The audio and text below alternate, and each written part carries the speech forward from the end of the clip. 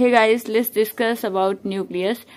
You have already learned the activity of that is 5.1. In that, onion peel has taken out, and we have seen that onion peel with the help of a microscope. So a little compartment like structure is seen in the microscope. That is, we call that a cell, and cell have a basic when we stain it, it's appear red dark circular structure in the middle. That is a nucleus of the cell. So let's discuss about nucleus of the cell. Remember the temporary amount of onion peel we prepared. जो onion पील हमने temporary mount किया था उसे याद कीजिए. हमने lecture 1 में भी देखा है और ऐसे ही हम आपको अभी पहले डायग्राम उसका शो कर दिए हैं. We had put iodine solution on the peel. हमने आयोडीन सॉल्यूशन छिलके पे रखा था कि नहीं रखा था? वाई, क्यों रखा? What would we see if we tried observing the peel without putting the iodine solution? कह रहा है बिना आयोडीन सॉल्यूशन के अगर हम पील को देख रहे थे तो क्या देख रहे थे, अब क्या हो रहा था? Try it and see what difference is. Try कीजिए बिना आयोडीन सॉल्यूशन के उसको देखने की, फिर बाद में आयोडीन सॉल्यूशन डाल के देखिए क्या आपको अंतर दिखता है. Further, when we put iodine solution on the peel did each cell get evenly coloured. और आगे जब हमने आयोडीन सॉल्यूशन उस पे डाल रहे हैं उस छिलके पे, तो क्या सभी सेल्स में एक समान मात्रा में रंग भर रहा है? According to their chemical composition, different regions of the cells get colored differently. इसके केमिकल कंपोजिशन के अनुसार जो सेल का अलग अलग क्षेत्र है वो अलग अलग तरह से कलर्ड हो रहा है. जैसा कि हमने इसमें भी देखा है. देखिए, इसमें देखिए तो यहाँ पे आपको डार्क कलर दिख रहा है और ये डार्क कलर का सेल्स शो हो रहा है.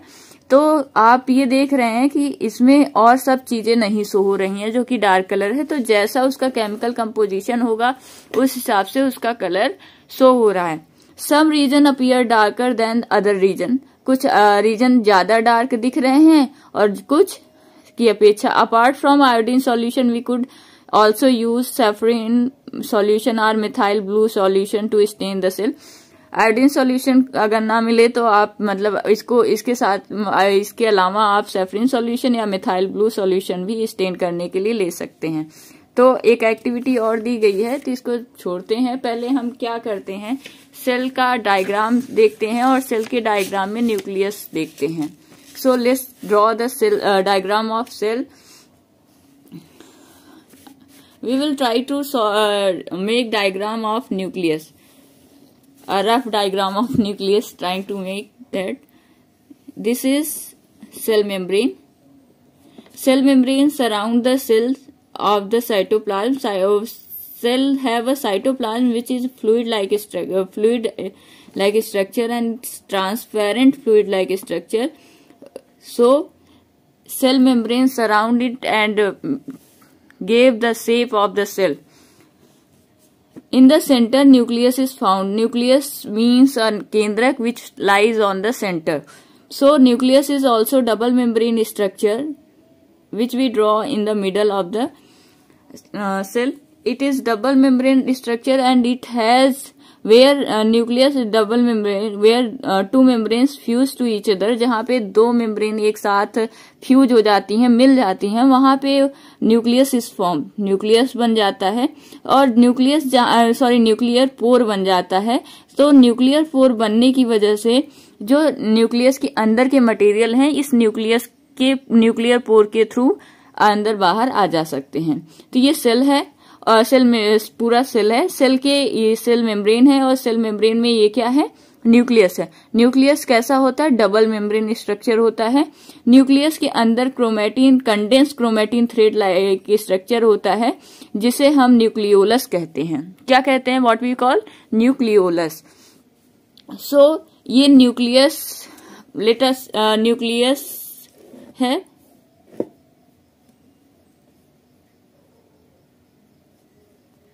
न्यूक्लियस के बाद क्या है, न्यूक्लियस के अंदर क्या है, न्यूक्लियोलस. ठीक. और what is that? This is nuclear membrane.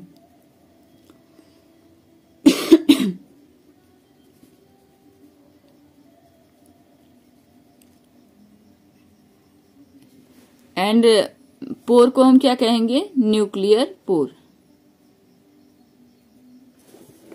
अच्छा ये बताइए न्यूक्लियस क्या करता है? न्यूक्लियस जो है सेल्स को सेल का ब्रेन कहा जाता है, यानी सेल्स को रेगुलेट और कोऑर्डिनेट करता है। Brain of the cell is called nucleus. So let's study about nucleus in more detail. और न्यूक्लियस के अंदर न्यूक्लियोप्लाज्म भी रहेगा और ये होल स्ट्रक्चर न्यूक्लियस है। इस लेक्चर में हम केवल एनसीईआरटी को कवर करने की कोशिश कर रहे हैं। इसके बाद हम फिर से एक सेपरेट वीडियो बनाएंगे जिसमें आपको पूरा सेल चैप्टर हम एक तरह से पूरा एक ही वीडियो में क्रैश कोर्स के थ्रू ऑन बोर्ड समझा देंगे, जिससे कि आपको रिकैप हो जाए पूरी एनसीईआरटी।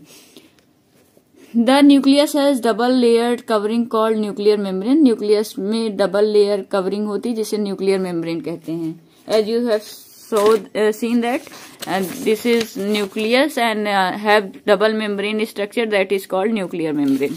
न्यूक्लियस की मेम्ब्रेन है तो न्यूक्लियर मेम्ब्रेन ही कहेंगे। सेल की मेम्ब्रेन को सेल मेम्ब्रेन कहते हैं या प्लाज्मा मेम्ब्रेन कहते हैं। The nuclear membrane has pores which allows the transfer of a material from inside the nucleus to its outside, that is to the cytoplasm which we talk about in section 5। छोड़िए, nuclear membrane में pores होते हैं, छेद होते हैं, जो कि nucleus के अंदर के या बाहर के मटेरियल को इनसाइड और न्यूक्लियस के बाहर के मटेरियल को अंदर और न्यूक्लियस के nuclear membrane has pore. Nuclear membrane में पोर होता है जो कि न्यूक्लियर के मटेरियल को इनसाइड न्यूक्लियस के अंदर और न्यूक्लियस के बाहर मटेरियल को साइटोप्लाज्म में छोड़ने का काम करता है। The nucleus contain chromosome which are visible as rod-shaped structure only when the cell is about to divide. Nucleus के अंदर क्रोमोसोम होता है जो कि रॉड शेप स्ट्रक्चर दिखता है।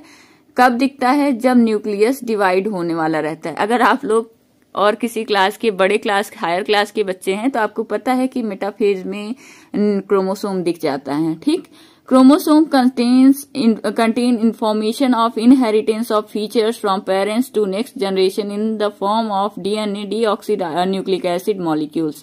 क्रोमोसोम में इंफॉर्मेशन होता है।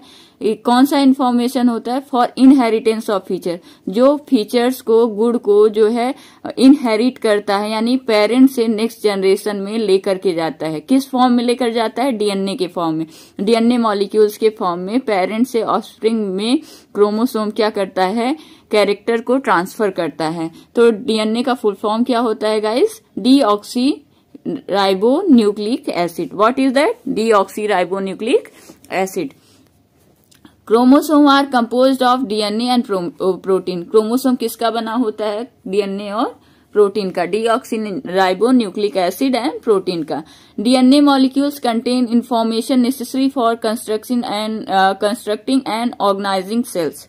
डीएनए मॉलिक्यूल्स में इंफॉर्मेशन कंटेन होता है जो कि सेल को कंस्ट्रक्ट करने का और ऑर्गेनाइज तरीके से काम करने में, ऑर्गेनाइजिंग करने में मदद करता है।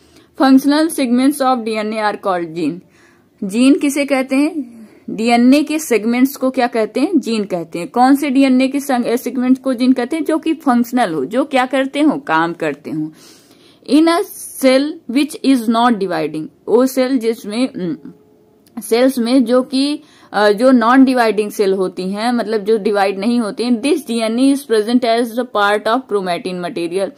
ये डीएनए क्रोमैटिन मटेरियल के पार्ट में प्रेजेंट होता है। Chromatin material is visible and entangled mass of thread like structure. Chromatin material दिखता है और ये बहुत ज्यादा उलझा हुआ थ्रेड लाइक स्ट्रक्चर होता है।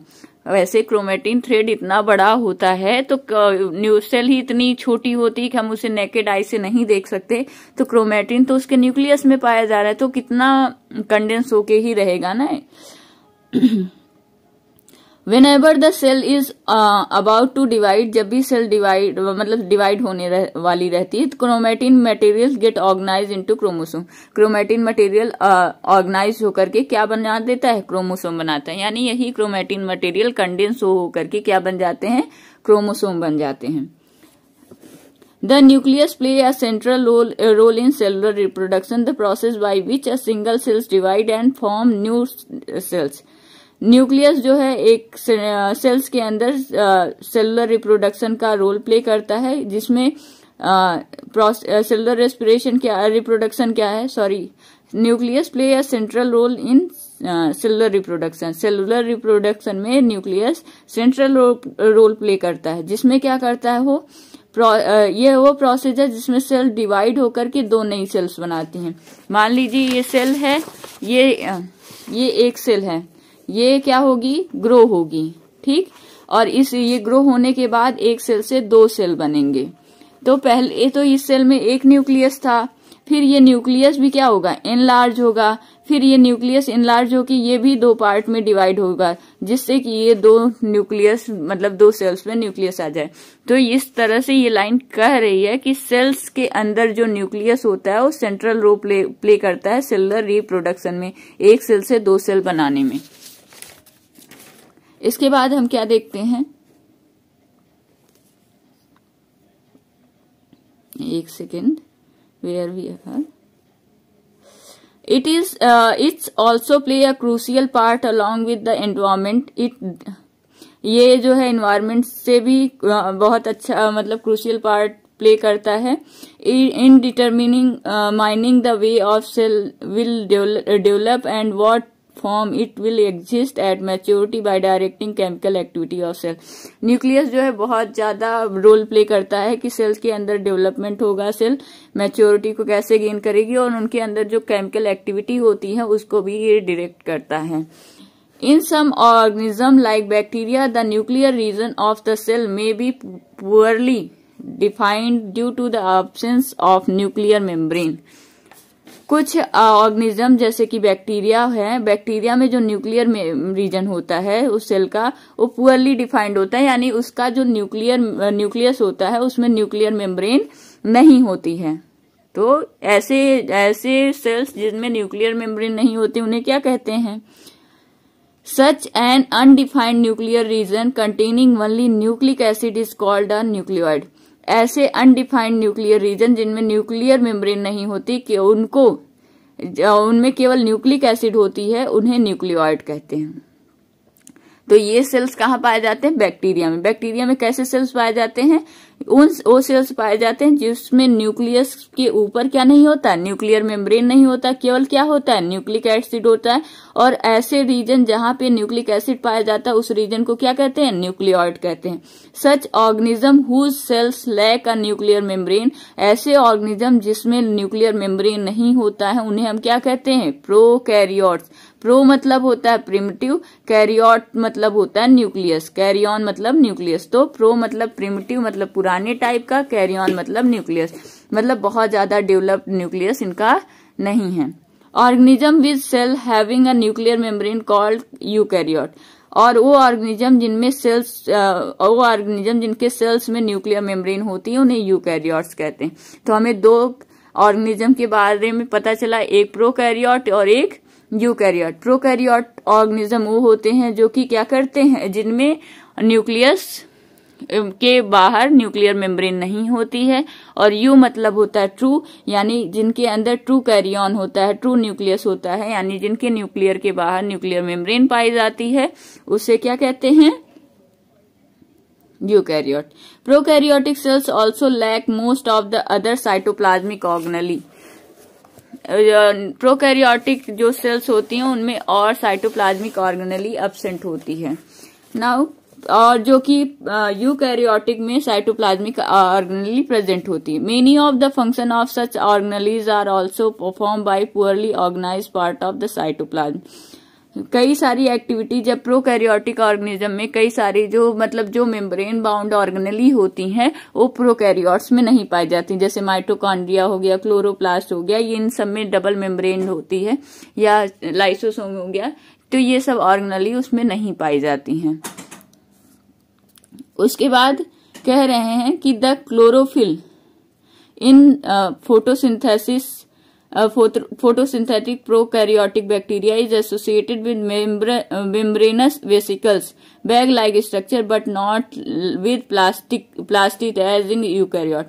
कह रहा है कि जो फोटोसिंथेटिक प्रोकैरियोटिक बैक्टीरिया होते हैं, जो उसमें जो क्लोरोफिल होता है वो मेम्ब्रेनस वेसिकल्स में एसोसिएट होता है। जैसे कि यूकैरियोटिक सेल में प्लास्टिड होता है, प्लास्टिड के अंदर क्लोरोफिल होता है, वैसा प्रोकैरियोटिक के अंदर नहीं होता है। तो ये आपको प्रोकैरियोटिक सेल दिखाया गया है, जिसमें एक बैक्टीरिया को ड्रॉ किया गया है। बैक्टीरिया में ये न्यूक्लिक एसिड वाला रीजन है जो कि न्यूक्लियर मेम्ब्रेन से सराउंडेड नहीं होता है, जिसे न्यूक्लियोइड कहते हैं। बैक्टीरिया के बाहर सेल वॉल पाया जाता है जो कि ग्लाइकोकैलिक्स का बना होता है। सेल वॉल के अंदर सेल मेम्ब्रेन पाई जाती है जिसे प्लाज्मा मेम्ब्रेन भी कहते हैं। एंड इसके अंदर 70S का राइबोसोम पाया जाता है। ये फ्लैजला है। आई होप आपको क्लियर हुआ होगा। नहीं क्लियर हुआ है, जो पार्ट नहीं क्लियर हुआ है आप उसे कमेंट करके बता दें। Thank you guys.